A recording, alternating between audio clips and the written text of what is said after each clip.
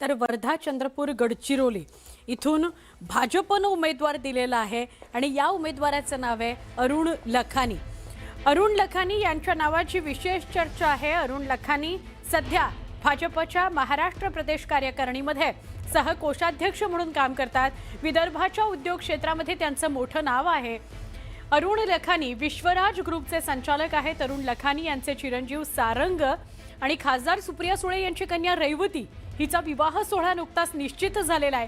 लखानी हे संघाचे स्वयंसेवक आहेत, भाजपचे जुने कार्यकर्ते आहेत। संघाचं काम तर त्यांनी केलंच आहे, पण भाजपचं व्यवस्थापन जे आहे, नियोजन जे आहे त्याच्यामध्ये त्यांनी खूप काळ काम केलेलं आहे। संघटनेमध्ये प्रदीर्घ काळ त्यांनी काम केलेलं आहे।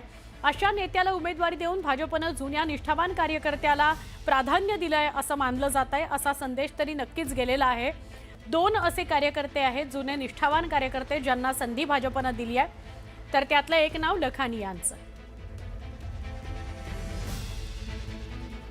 बघूयात आपण परत एकदा अरुण लखानी कोण आहेत। संघाचे स्वयंसेवक आहेत, भाजपचे अत्यंत जुने कार्यकर्ते आहेत। पक्ष संघटनेमध्ये त्यांनी दीर्घकाळ काम केलेलं आहे।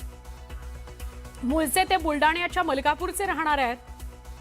सध्या भाजप महाराष्ट्र प्रदेश कार्यकारिणीचे ते सहकोषाध्यक्ष आहेत। विदर्भाच्या उद्योग क्षेत्रात त्यांचं मोठं नाव आहे।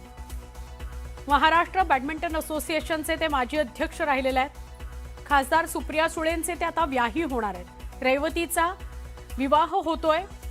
लखानी यांचा मुलगा सारंग याच्यासोबत 20 जूनला विवाह निश्चित झालेला आहे।